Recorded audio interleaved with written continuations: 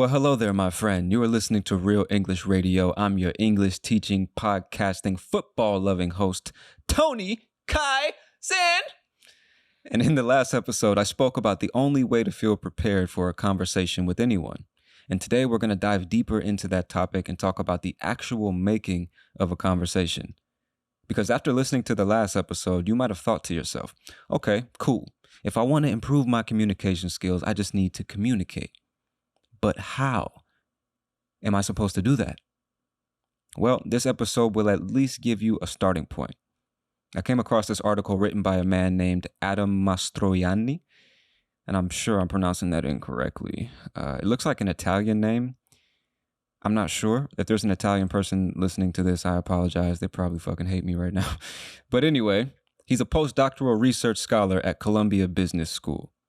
Adam studies how people perceive and misperceive their social worlds, and he writes about it in his blog, Experimental History, and I'll leave a link to his blog in the show notes for this episode. Now, the title of this article is Good Conversations Have Lots of Doorknobs, and a doorknob is the handle we use to open and close a door, right? You grab onto it, you twist it, and then you pull the door open, right? And in fact, you might also hear it referred to as door handle. Okay. Now, for getting technical, a knob, K-N-O-B, knob, the K is silent. A knob is a circular object, while a handle is typically long and flat or cylindrical. But that has nothing to do with the episode. It's just important that you understand what a doorknob is because this entire article is based on it. Okay. And in this article, Adam explains how the clash of the take and take mentality versus the give and take mentality is what causes some conversations to be incredibly interesting and fulfilling, while others are very dry and unpleasant.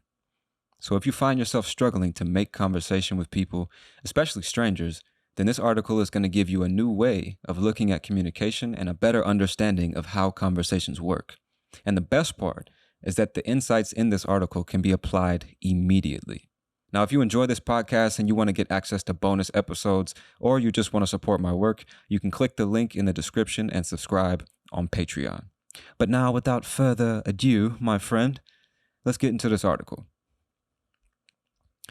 All right, here we go. I used to perform in an improvised musical comedy show where we could burst into song at any time. You'd be doing a scene about, say, bringing your boyfriend to Thanksgiving for the first time and having to explain to your parents that he's Spider-Man. And all of a sudden, the pianist would thunder out some chords and now you're singing something like, Spider-Man, Spider-Man, that's who I'm dating, Mom and Dad. Will he eat? Do not ask. He will not remove his mask. Doing this on the spot is really hard. And the trick that kept us afloat was called take and take of focus, meaning that whoever was singing had to keep going until someone jumped in to take the spotlight from him, which should happen quickly and often.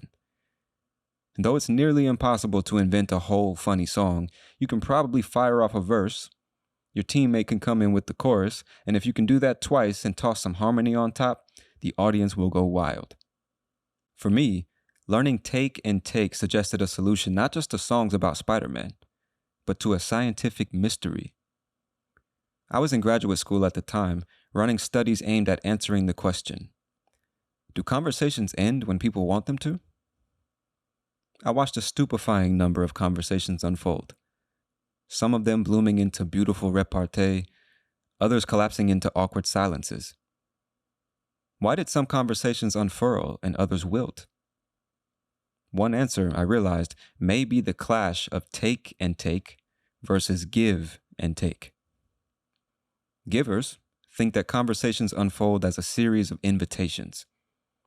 Takers think conversations unfold as a series of declarations. When giver meets giver, or taker meets taker, all is well. When giver meets taker, however, giver gives, taker takes, and giver gets resentful. Why won't he ask me a single question? While taker has a lovely time. She must really think I'm interesting. Or gets annoyed. My job is so boring. Why does she keep asking me about it? It's easy to assume that givers are virtuous and takers are villainous, but that's giver propaganda. Conversations, like improv scenes, start to sink if they sit still. Takers can paddle for both sides, relieving their partners of the duty to generate the next thing. It's easy to remember how lonely it feels when a taker refuses to cede the spotlight to you, but easy to forget how lovely it feels when you don't want the spotlight and a taker lets you recline on the mezzanine while they fill the stage. When you're tired or shy or anxious or bored, there's nothing better than hopping on the back of a conversational motorcycle, wrapping your arms around your partner's waist, and holding on for dear life while they rocket you to somewhere new. Takers are especially valuable when you add more minds to the mix.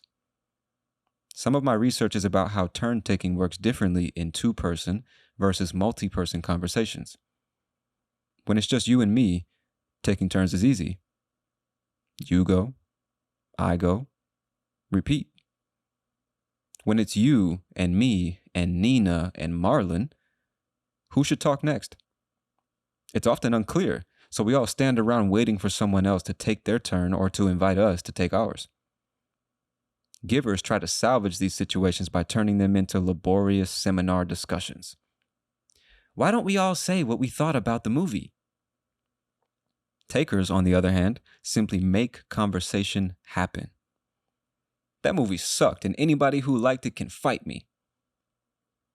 When we're all standing on the perimeter of an empty dance circle, takers are the martyrs who will launch themselves into the middle and do the stanky leg. While takers deserve some redemption, givers deserve some scrutiny.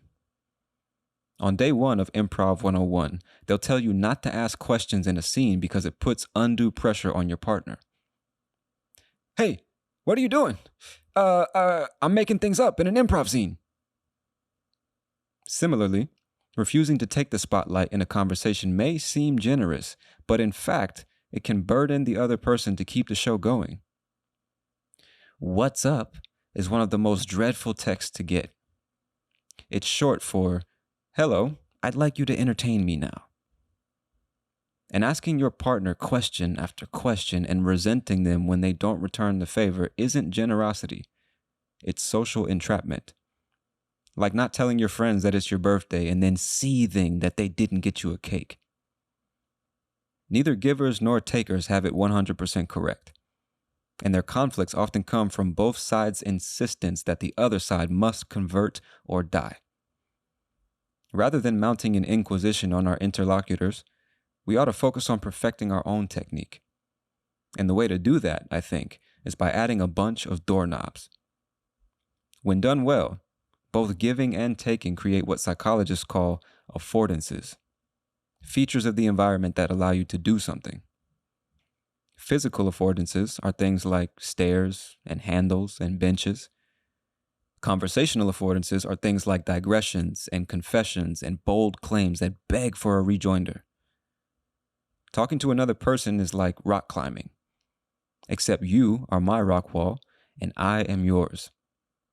If you reach up, I can grab onto your hand and we can both hoist ourselves skyward. Maybe that's why a really good conversation feels a little bit like floating. What matters most then is not how much we give or take, but whether we offer and accept affordances. Takers can present big, graspable doorknobs. I kind of get creeped out when couples treat their dogs like babies. Or not.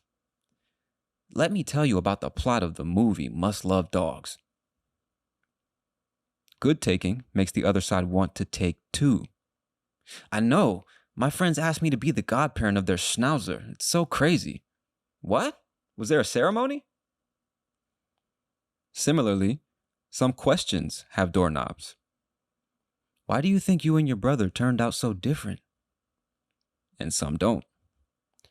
How many of your grandparents are still living? But even affordanceless giving can be met with affordanceful taking.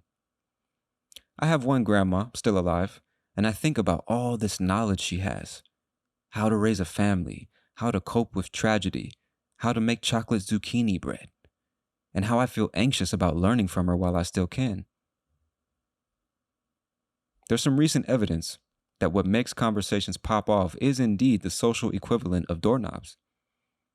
You might think that the best conversationalists wait patiently for their partners to finish talking before they start concocting a response in their head.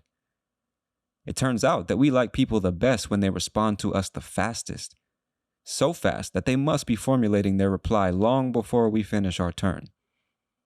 Abundant affordances allow for this rapid-fire rapport, each utterance offering an obvious opportunity to respond. A few unfortunate psychological biases hold us back from creating these conversational doorknobs and from grabbing them when we see them. We think people want to hear about the exciting stuff we did without them.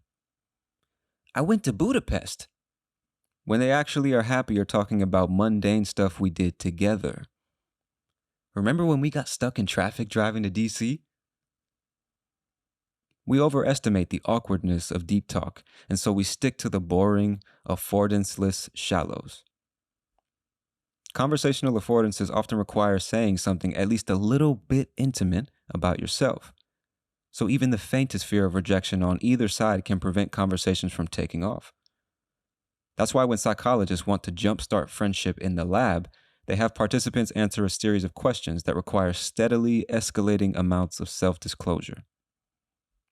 The main reason we don't create more affordances, however, is pure egocentrism. When we just say whatever pops into our heads, we may think we're making craggy, climbable conversational rock walls, when in fact we're creating completely frictionless surfaces. For example, I'm thrilled to tell you about the 126 escape rooms I've done, but my love for paying people $35 to lock me in a room blinds me to the fact that you probably do not give a hoot. I may even think I'm being generous by asking about your experiences with escape rooms when my supposed giving is really just selfishness with a question mark at the end. Enough talking about stuff I like. Time for you to talk about stuff I like. There is no known cure for egocentrism. The condition appears to be congenital. The best we can do is offer our interlocutors all sorts of doorknobs. Ornate French door handles, commercial-grade push bars, ADA-compliant auto open buttons, and listen closely for any that they might give us in return. The best improvisers, like the best conversation partners, have very sharp hearing. They can echolocate a door slightly left ajar, waiting for a gentle push from the outside. So the next time you find yourself slogging through a conversation that just ain't working, remember this little ditty. Give and take and take. It's about the affordances you make. Do not be a social slob. Use conversational doorknobs. He's a conversationalist. I added that last part just because it sounded good. But anyway, my friend, that is the article. Don't feel bad if you couldn't understand a lot of what he was saying, because as I was reading it, I recognized quite a few words and phrases that are pretty advanced or things that you might only hear in certain regions of certain countries, you know what I mean? But on the PDF file in the show notes for this episode, I'll put all the key words and vocabulary and explanations of all that so that you can follow along when you listen again a second time. But now, let me just recap the main takeaways. Takeaways? Let me recap the main takeaways or the main lessons, the main points from this article, okay? Adam says the clash between take and take versus give and take can lead to conversations either flourishing or collapsing, depending on the participants' approaches. Adam draws parallels between good conversation and improv comedy, or improvisation comedy, highlighting the importance of building on what others say and creating a collaborative dialogue. While givers and takers both have their strengths and weaknesses, the key is to offer and accept affordances in conversation rather than focusing solely on giving or taking. These affordances are what Adam refers to as doorknobs, which are opportunities for further discussion. And you have to give your partner something to work with, something that compels them to respond or ask for more. It's okay to be opinionated. It's okay to tell a personal story. In fact, There are many cases in which doing these things will help the conversation to thrive and feel more engaging. Now, like everything in life, great communication requires the right balance of give and take. And after reading this brilliant article, it seems to me that knowing when to give or take is the key to having better conversations with anyone you meet. I've told you before that the only way to get better at something is by doing it consistently in real world situations. So start paying closer attention to the conversations happening around you and see if you can identify the natural givers and takers. Pay attention to the way conversations flow, but do it with this idea of give and take in mind. And most importantly, put this idea of give and take into practice for yourself by having as many conversations as you possibly can. Talk to anyone and everyone. It doesn't matter if the conversation lasts for 3 minutes or 3 hours. Simply putting in the reps and learning from your mistakes and getting exposed to so many different people and communication styles will slowly but surely make you a better communicator. This is a skill that you can improve, but you've got to put in the work. This is Real English Radio. I'm your host, Tony Kai Zen, and I'll talk to you soon. Peace.